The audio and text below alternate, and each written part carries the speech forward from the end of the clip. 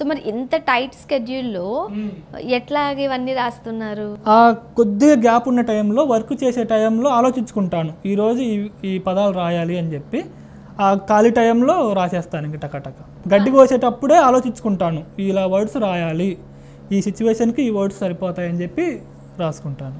ముఖ్యంగా ఎక్కువగా రొమాంటిక్ రాస్తానని అంటున్నారు కదా, సో అనుబంధాల గురించి వీటి గురించి కూడా రాస్తూ ఉంటాను.